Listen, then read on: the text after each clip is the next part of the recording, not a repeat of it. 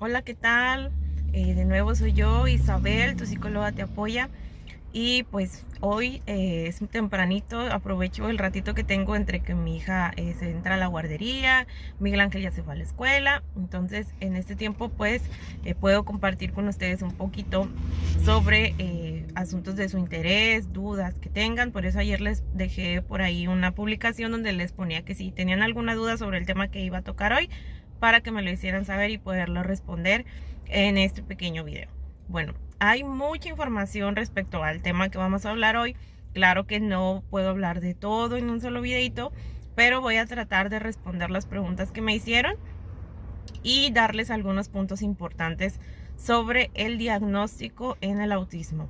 Cómo se da, quién lo da, cómo se realiza y responder las dudas que ustedes por ahí me mencionaron. Bueno, en el diagnóstico de autismo sabemos nosotros los psicólogos y los neuropediatras tenemos manuales para de ahí basarnos al momento de hacer un diagnóstico. Es decir, no es bajo los criterios que nosotros personalmente tengamos sobre algo, sino sobre un manual que ya está ahí establecido y todos nos regimos por esos manuales. Bueno, entonces, el diagnóstico debe de ser, ya se los he comentado antes, multidisciplinario. ¿A qué me refiero con esto? Debe de darse por medio de un conjunto de especialistas para que entre todos lleguemos al diagnóstico que estamos buscando para descartarlo o confirmarlo. Es decir, no nada más es ir con el neuropediatra y que él nos diga, muchas mamás se aquejan de esto de que van con el neuropediatra, lo ve 20 minutos, 15 y les dice, sí, sí tiene autismo. No, no tiene autismo. Cuando el diagnóstico va más allá de eso.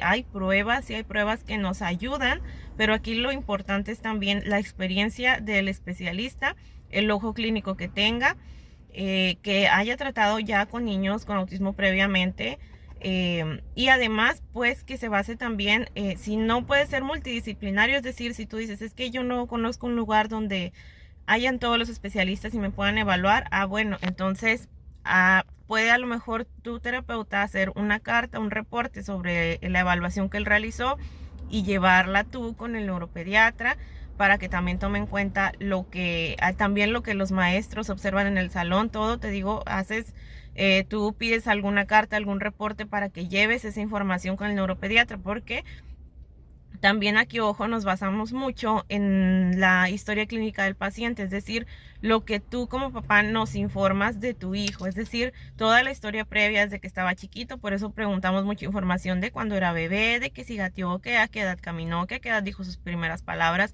Toda esa información es muy importante, pero a veces a los papás se les olvida o pueden omitir alguna información que nos puede ser muy útil. Por eso pedimos mucho también tomar en cuenta el criterio de las otras personas que conviven con el niño, porque a lo mejor, como hay papás que me han dicho, es que yo lo veo con ojos de amor, yo no me puedo poner a ver si mi hijo hace tal cosa. Cuando me preguntan, pues yo digo que no, pero luego si sí lo hace realmente. Entonces por eso es importante este diagnóstico en conjunto.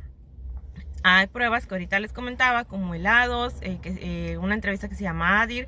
Esas pruebas, esas entrevistas son complementarias, te digo, al ojo clínico y a la experiencia que tenga la persona que va a evaluar. No cualquier persona puede hacer un diagnóstico de autismo. Ya oficialmente el neuropediatra es quien tiene que dar el diagnóstico. El psicólogo, nosotros los terapeutas damos la impresión diagnóstica, pero él es el que al final de cuentas, o el paidopsiquiatra, que es decir el psiquiatra infantil, son quienes dan el diagnóstico oficial. Si tú lo quieres para fines de que te sirva como para un apoyo de gobierno o algo así, te recomiendo también acudir a una institución pública como el IMSS. Hay aquí, por ejemplo, en Monterrey, como también está el CREDI, pero ahí evalúan a niños menores de 5 años nada más, que es una buena opción también, porque ahí sí hay un equipo multidisciplinario que evalúe a los niños, pero ya tú revisa cuáles son tus opciones.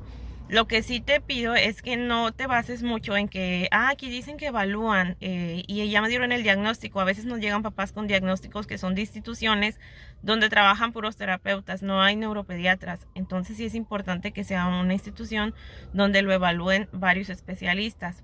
Ojo, otra cosa aquí. También me preguntaban sobre estudios, de qué estudios hay que hacerle al niño. que si hay que hacerle TAC, electroencefalograma. Este tipo de estudios se hacen más que nada para descartar otras comorbilidades, es decir, que el niño tenga otro trastorno, alguna otra situación por ahí que le esté afectando a su conducta. Por ejemplo, en el caso de los niños que también tienen epilepsia, esas cosas son las que se pueden detectar en estudios de ese tipo de imagen, pero no el autismo. El autismo no se detecta de esta manera. El autismo es más que nada observación. Ya te decía, la historia clínica del paciente y estas pruebitas que nos sirven como apoyo.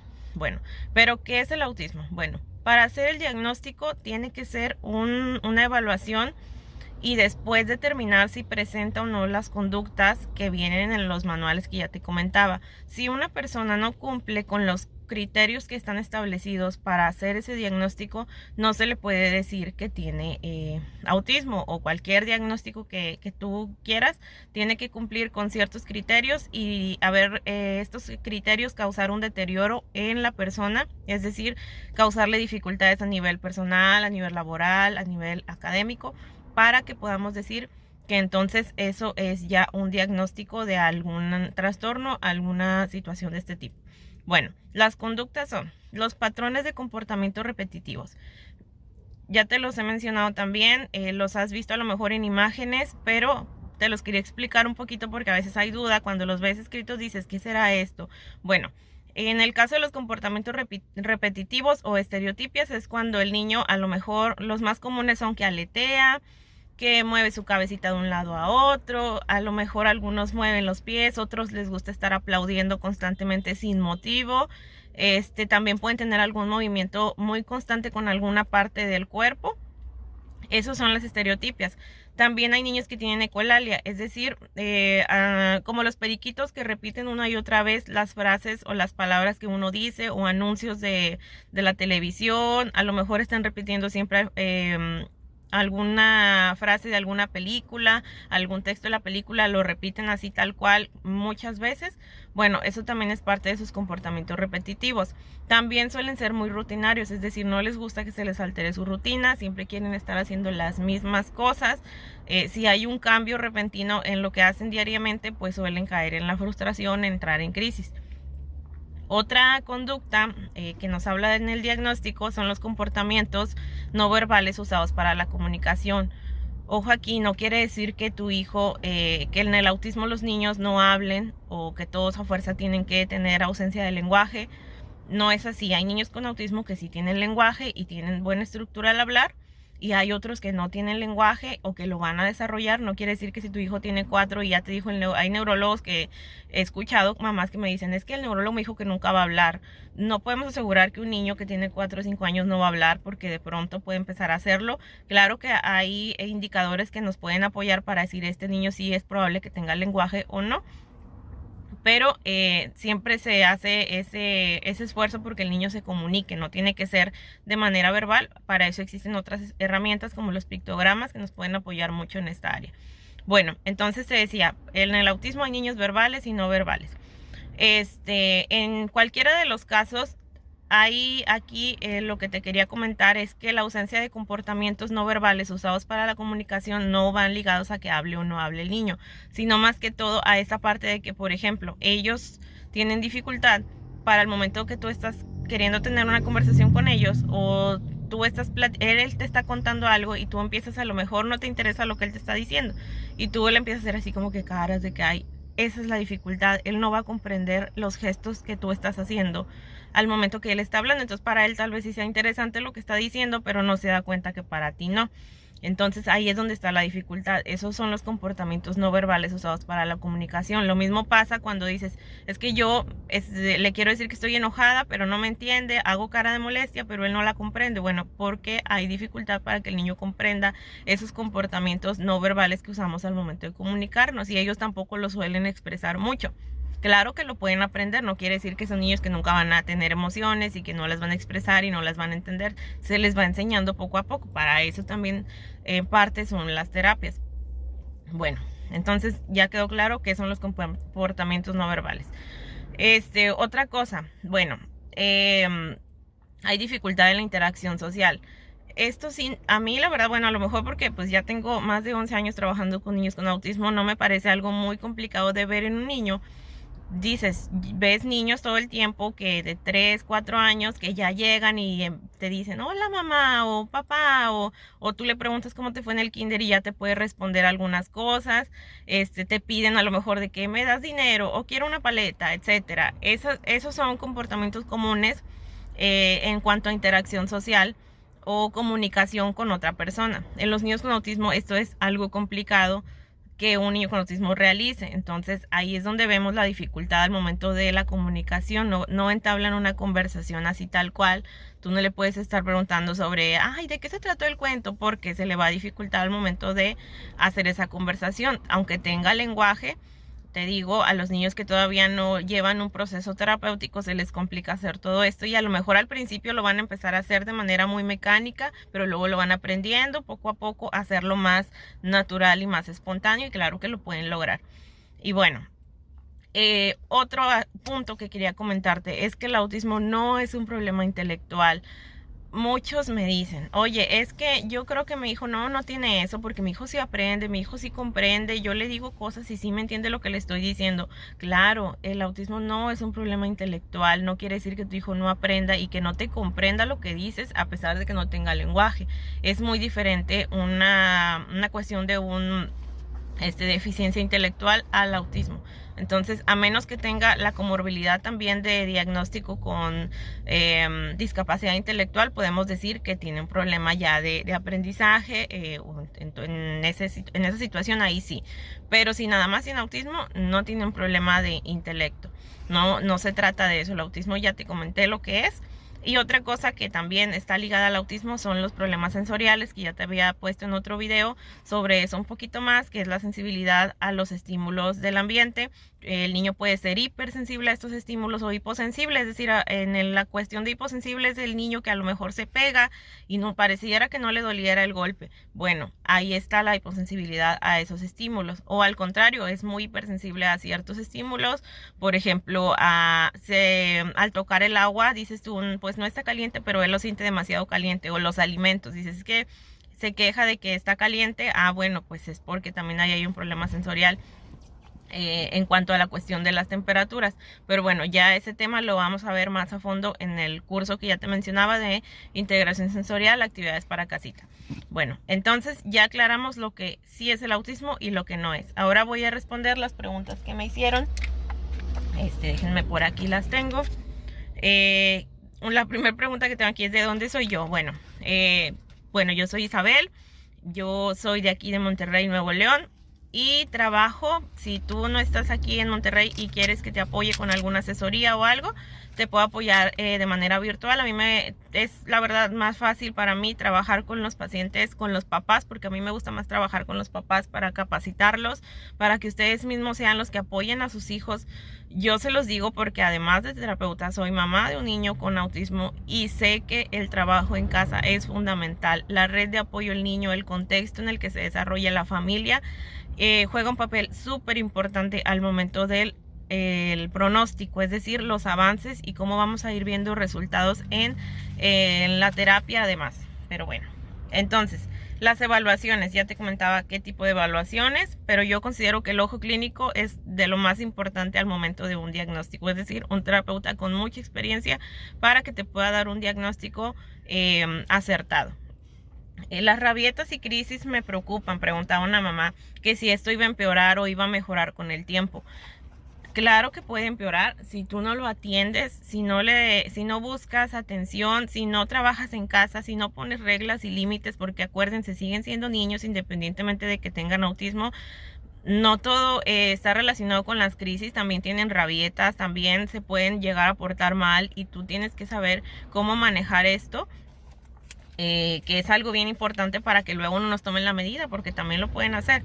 Entonces, sí hay que trabajarlo. Espero responder tu pregunta. Hay que llevarlo a terapia, pero hay que ir viendo cuál es la terapia más indicada ahorita, porque a veces los papás queremos sobresaturar a los niños de terapias y nos dicen de baja que los caballos, equinoterapia, y ahora vamos a llevarlo a sensorial, y ahora la de lenguaje, y ahora no sé cuál. El niño termina saturado al final del día y es demasiado. Entonces al final del día, te digo, es mucho la información que le estamos dando al niño y al final no le va a servir de nada estar así siempre en terapias y terapias. Es un niño, hay que dejarlo también que juegue, que se divierta, que se desarrolle. Mejor busca tiempo para llevarlo al parque, para que intente interaccionar con otros niños. Eso le va a ayudar mucho más que sobresaturarlo de terapias. Mejor busca la terapia que más necesite en este momento, enfócate en esa y en tratar de apoyarlo en las habilidades sociales, que es en la que más tienen dificultad en las escuelas. Créanme, muchos niños con autismo pasan el tiempo toda la mañana solitos, no se integran, en el recreo también están apartados, no logran relacionarse, convivir con los demás niños,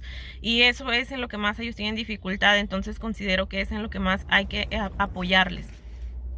Otra cosa, ¿a qué edad se debe diagnosticar? Bueno, el diagnóstico se puede dar desde edades muy tempranas. Desde los 18 meses, estas pruebas que te comentaba complementarias nos pueden apoyar para el diagnóstico. Eso sí, las conductas tienen que ser muy, se tienen que definir muy bien, tienen que ser muy obvias, por decirlo así, para poder llegar a un diagnóstico cuando el niño está muy pequeño.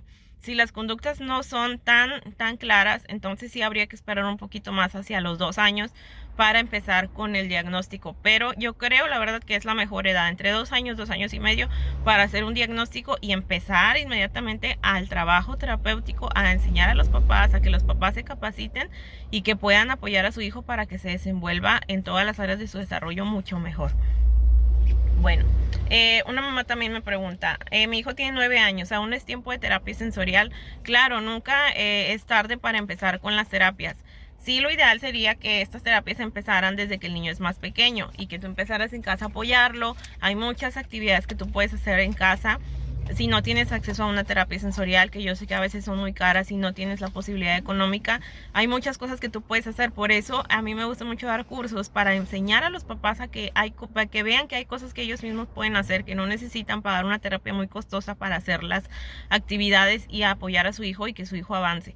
Entonces, sí, todavía está en edad de realizar actividades, porque siempre le van a servir. La parte sensorial es bien importante, yo creo que de las más importantes a trabajar en el autismo, porque eso, cuando empezamos a trabajarla, vemos mucha mejoría en otras áreas del niño. Bueno, otra pregunta. ¿Qué hacer en caso de una crisis? Bueno, en cuestión de las crisis, depende mucho del ambiente. Nosotros hacemos un análisis de la conducta, es decir, qué pasa durante la conducta, qué está pasando antes y qué pasa después de esa conducta, para saber si es una conducta que ha sido reforzada malamente, a lo mejor por los padres, al momento de ceder de lo que el niño quiere. Entonces eso ya se vuelve más como la predisposición del niño a saber ya qué va a pasar y a saber cómo actuar en la situación. Eso ya no es una crisis, hay que saber diferenciar entre la crisis y la rabieta. Pero cuando sí es una crisis, pues sí tienes que ver si tu hijo acepta el que esté cerca de él, el que hay papás que dices, bueno, es que yo lo quiero apretar para que no se haga daño, para que no lastime a otros. A veces sí funciona, a veces no. Te digo, depende mucho del niño, porque si a él no le gusta la contención, que lo toquen, que estén cerca de él, a lo mejor te va a llegar a lastimar sin querer, porque tienen muchísima fuerza. Entonces al momento de hacer esto va a empezar a tratar de separarse, de alejarse de ti, y puede lastimarse, y eso lo va a inquietar más en lugar de calmarlo. Entonces hay que ver a él que lo relaja. Si a él a lo mejor lo relaja, que a lo mejor le agarres la manita, que le empieces a sobar la mano, que lo empieces a calmar de esta manera, o que lo dejes en un lugar solito, que dejes que se calme, claro, en un lugar donde no se pueda lastimar, que se calme solito, ponerle alguna musiquita tranquila, sacarlo de esa situación, buscar algo que le guste mucho para tratar de distraerlo. Esta es otra técnica se llama RDI, para distraer al niño de una conducta que no queremos que siga realizando. Eso también ya lo vemos en un tema de modificación de conducta, pero a grandes rasgos así es como se trabaja en cuestión de modificación de conducta. Y en cuestión de las crisis es lo que te recomendaría. Lo mejor de todo sería, claro, tú ya poder saber cuándo tu hijo va a presentar una crisis, porque tú sabes en qué situaciones se pone un poquito más inquieto y te puedes anticipar a esto. Pero cuando no, pues cuando ya está la crisis ahí, no puedes hacer mucho para calmarla, esperar a que tu hijo solito se regule, se calme, y luego ahora sí ya explicarle. También, si ya es un poquito más grande, las historias sociales nos pueden ayudar mucho a esto. Bueno, ¿cómo diferenciar? Otra pregunta es, ¿cómo diferenciar TDAH de autismo. Bueno, el TDAH es algo muy diferente al autismo. No es lo mismo para nada. En el autismo, como ya te comentaba, hay problemas de comunicación. En el TDAH no. El TDAH, el niño puede tener un lenguaje normal, tener una comunicación normal. Aquí el problema pues es la atención, si tiene con hiperactividad o no. Son niños demasiado inquietos. No cualquier niño es hiperactivo. A veces también hay un sobrediagnóstico de este tema, que bueno, eso ya es otra cosa. Pero no, te digo, en el caso de los niños con TDAH no hay ese problema en cuanto a la comunicación, que yo creo que sería una de las principales aspectos por los que tú te podrías dar cuenta que estás frente a un caso de autismo o un caso de una persona que tiene otra cosa. Bueno, dice la última pregunta, dice, explícanos del Asperger. Bueno, qué bueno que me hacen esta pregunta, porque el Asperger es un término obsoleto, es decir, este término quedó atrás desde el 2015, como te decía en los manuales, ya no se utiliza. Ahorita solamente se marcan 3 grados de autismo, es decir, grado 1, grado 2, grado 3. Y se basa en cuanto al grado de apoyo que el niño requiera. No quiere decir que un niño que tenga autismo grado 1 tiene menos autismo que un niño que tiene grado 3. Es decir, los 3 tienen autismo, los 3 van a tener dificultades en ciertas áreas, y no quiere decir que uno tenga más autismo que el otro o menos autismo. Nada más son esos 3 grados de autismo los que se utilizan ahorita. Anteriormente, que se utilizaba el Asperger, ahorita esas personas se ponen en el grado 1 sin deterioro del lenguaje, es decir, porque tienen una comunicación más fluida, que son las personas que tienen, digamos, lo que antes llamaban Asperger, pues ahorita es autismo grado 1. Y de esta forma es como se define, nada más esos 3 grados. Dicen, ¿por qué la importancia de marcar, de etiquetar? ¿Por qué quitar el Asperger? Porque sí, ¿por qué no decir que el Asperger todavía? ¿Por qué nada más autismo? Bueno, antes también había otros diagnósticos como TGD, que era trastorno generalizado del desarrollo. Bueno, había más situaciones, pero ahorita pues se encasillan todos en autismo. La importancia de hacer una sola, unificar diagnósticos, bueno, es más que todo porque esto nos sirve. Si ustedes ya saben, no hay una estadística que nos diga cuántos niños hay en México con autismo. Las estadísticas que hay son hechas hace ya varios años atrás, y solamente se hicieron en una población muy específica. Lo de un niño en cada 115, eso fue hecho en una población muy específica, y no en todo México, es decir, no se evalúa a todos los estados. Entonces, si ya de por sí no conocemos cuántos niños hay con autismo en México, imagínense si cada quien le pone un nombre diferente, pues todavía se vuelve más complicado. ¿Y en qué nos perjudica? Pues no nos dan apoyos. Por eso no hay muchas instituciones gratuitas que apoyen a diagnósticos, a tratamientos, porque no se sabe. Si supieran realmente cuántos niños hay ahorita con autismo, hubiera más apoyos, más personas que brindaran atención. Y para eso es importante unificar el diagnóstico del autismo y hacerlo pues lo más visible posible. Bueno, pues espero haber respondido a tus dudas, a tus preguntas. Pues yo igual aquí voy a tratar de estar haciendo videos lo más seguido posible para hablarte de estos temas. Si tú quieres saber más, si te quieres capacitar, si quieres conocer cómo ayudar a tu hijo, te invito a que te inscribas a los cursos. Ahorita tengo 3 cursos en puerta, y espero que te puedas inscribir para que te pueda yo asesorar un poquito más. Si tú quieres una asesoría más personalizada, mándame mensajito o mándame un WhatsApp al 5281.